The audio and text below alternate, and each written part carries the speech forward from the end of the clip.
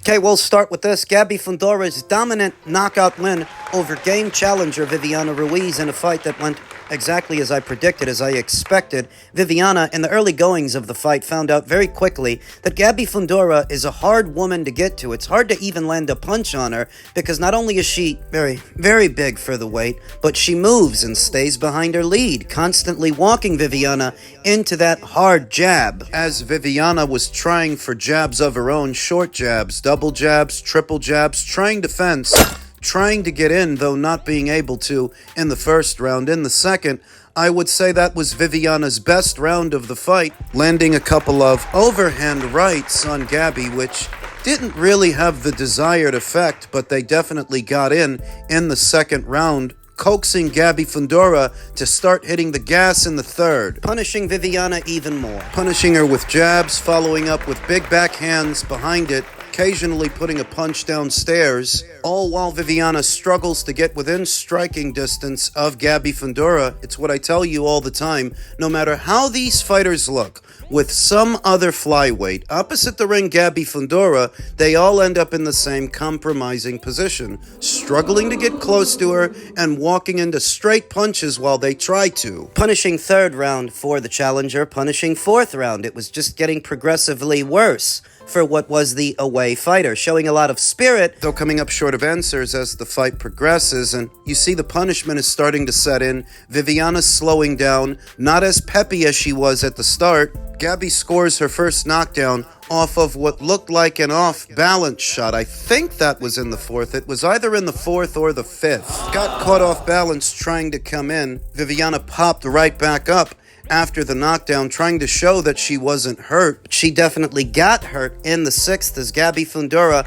backs her into a corner, unloading a salvo of punches, looking to close the show, doing exactly that by forcing a referee stoppage in what was Gabby Fondora's third consecutive defense of the undisputed flyweight crown. Now she means to move down to the light flyweight division to see if she can't become undisputed down there. You notice that you never see Gabby Fondora harping about 3-minute rounds because she doesn't actually need an additional minute to stop her opponents. In effect, taking the air out of the tires for that argument that maybe if the girls had an additional minute, they would rack up more knockouts. Gabby's racking up knockouts without that additional minute. So maybe it doesn't all boil down to how much time there is in the round or in the fight. It just boils down to the punching power. She wants to move down to light flyweight, becoming undisputed in the light flyweight division for Gabby. Should she move down, wouldn't take very long, as there are only two reigning champions there,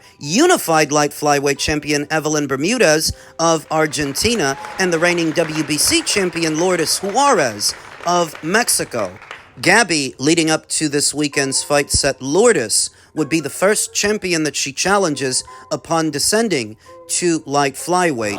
So what you need to know about Lourdes is she sports a professional record of 39 wins with 4 losses and no draws, 5 knockouts, having been knocked out once. In 43 professional bouts, having been a champion across 2 weight classes in the super flyweight division, where she held the WBC title, and currently 2 divisions south at light flyweight, where she also holds the WBC title, last in action in October of last year against former unified champion Jessica Neri Plata, who she decisioned on what was an MVP show, currently on a 5-fight winning streak after having dropped a split decision to Ashley Gonzalez way back there in March of 2023. 39 years old. Would represent another fighter who's up there in age, like the fighter that Gabby Fondora just fought.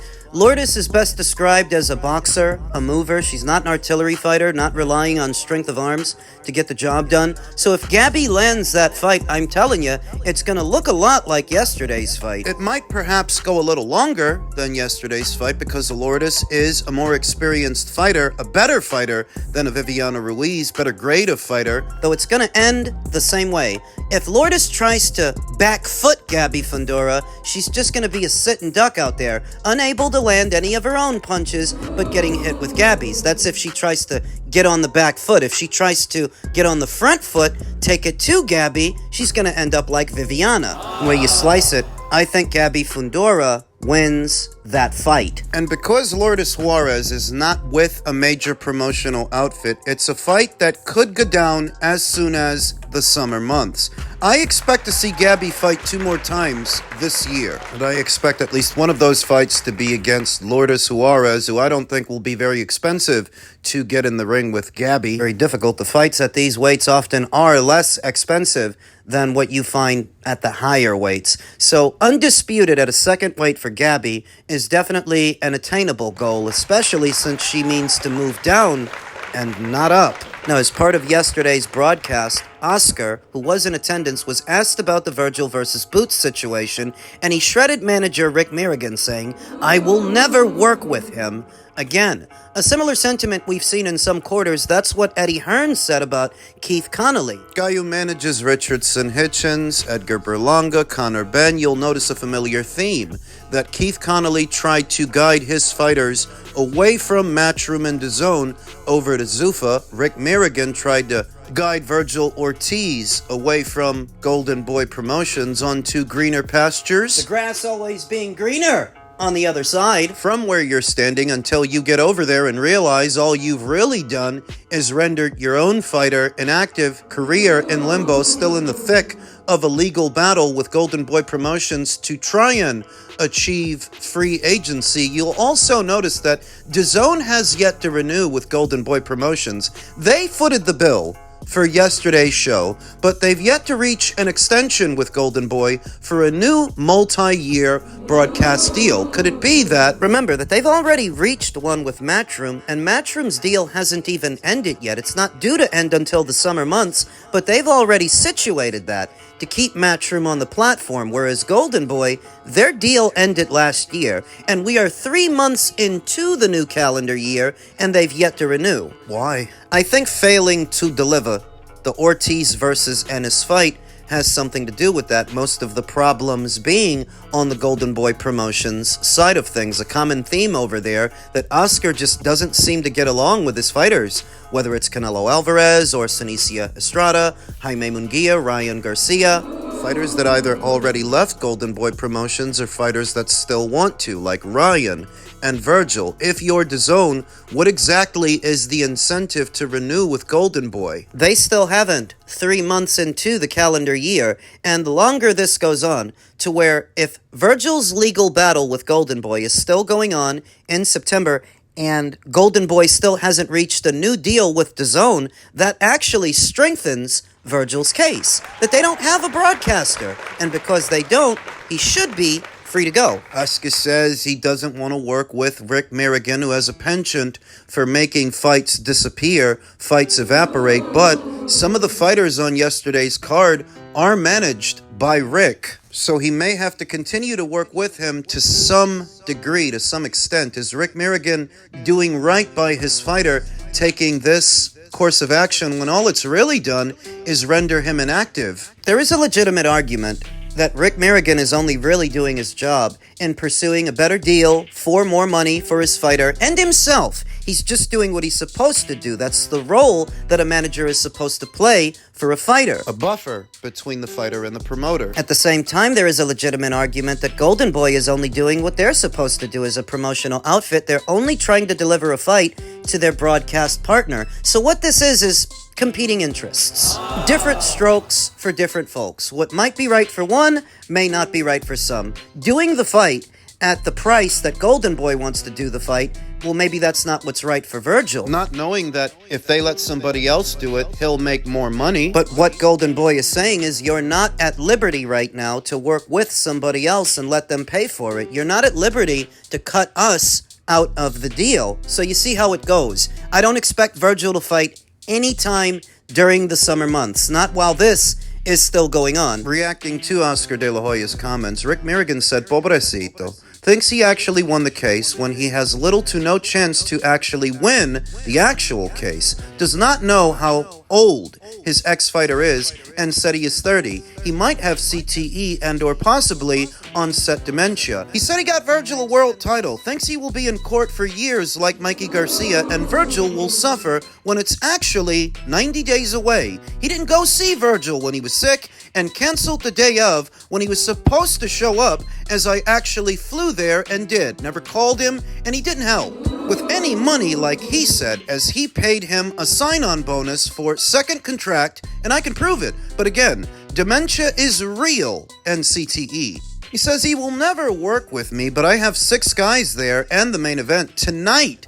That just won. My guy was the highest paid on the card. Just go look by how much compared to all the others. And they had the nerve to ask him to take half his minimum purse for this event prior. Diabolically failed there. Talks about respect, but is the single most hate-spewing, disrespectful person in the entire sport. Says I blocked the fight, but offers $3 million only to Virgil for the biggest fight in the entire sport, and then sues me personally for $10 million minimum for quote-unquote lost profits on Virgil's deal, for simply saying, no thank you, that's not enough money here, so please send us another opponent as per our contract, as we are too far apart on this one, which Golden Boy never did. Contract states they're supposed to offer Virgil at least 3 opponent options. If you can do preschool math, it's not hard to see what's going on. I just clearly showed how much Virgil was worth, and that's my job, and I did it well. Then he confirmed it and justified it by suing me for the amount he did.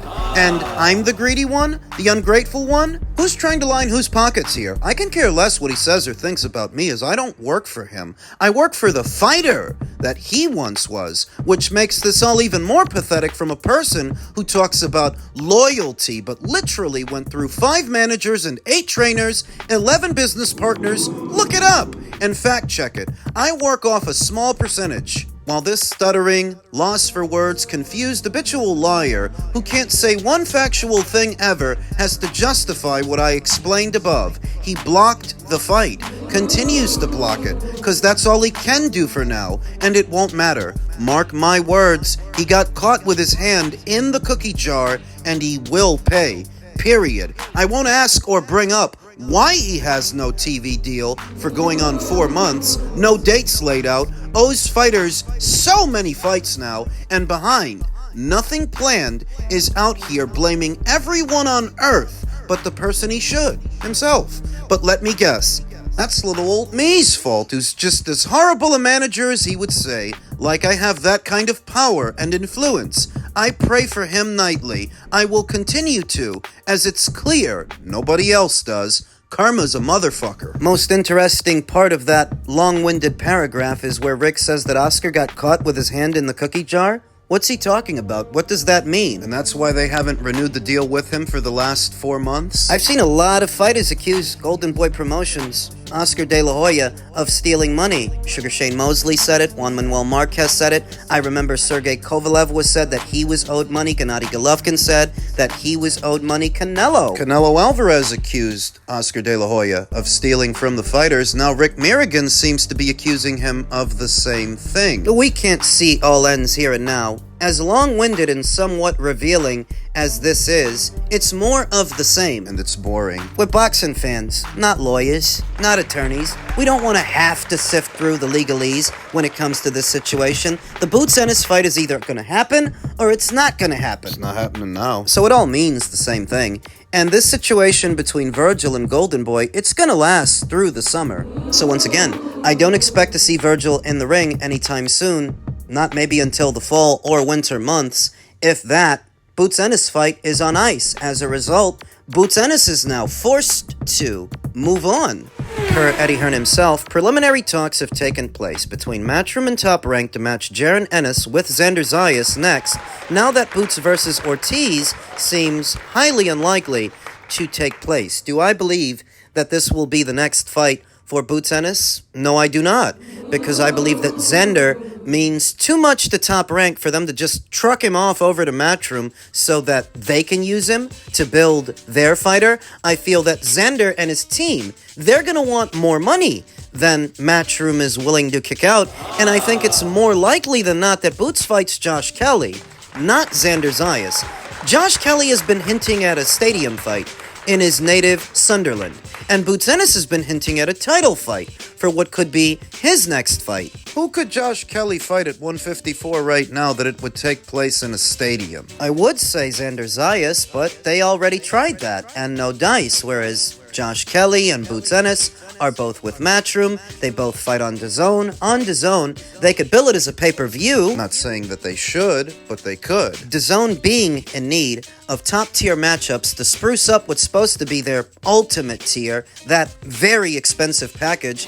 The resources they were dedicating to what was supposed to be a Virgil Ortiz fight, they can now dedicate to what could be a Josh Kelly fight, because he's going to want a lot of money for that fight. And Boots, he's going to want a lot of money to travel over to the UK. If you do it in the stadium, you could justify the cost, and I believe that's going to be the fight, not Zayas. I don't think Xander is going to be in the junior middleweight division much longer. He hasn't had any luck getting Sebastian Fundora in the ring. He hasn't had much luck getting Josh Kelly in the ring, to where an undisputed run at junior middle doesn't seem viable right now, but the middleweight division is ripe for the picking. It's a barren wasteland. It has been for some years now, to where Xander moving up there could breathe life into 160. There's a vacant title now, the IBF title that Yanni Bekalim-Kanalai was just stripped of. Who does Xander Zayas really have to worry about at 160 that he should hesitate to move up there? You have an aging champion in Arislan Di Lara who hasn't been up to much, Yanni Bekalim-Kanalai, who is now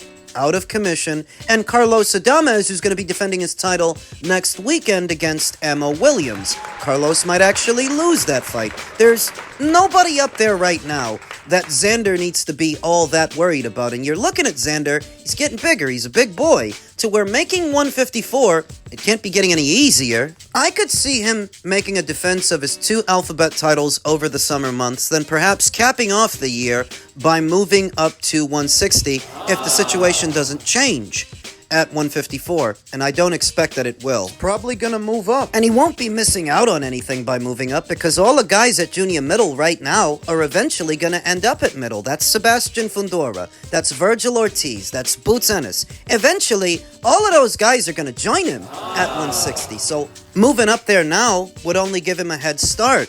It would give him the drop on those guys if he establishes himself at middleweight before they do. As stated, I don't think we're going to get Zayas versus Ennis. I think we're going to get Kelly versus Ennis. I think Xander, he's probably going to move up in the not-so-distant future. That's what I expect to happen.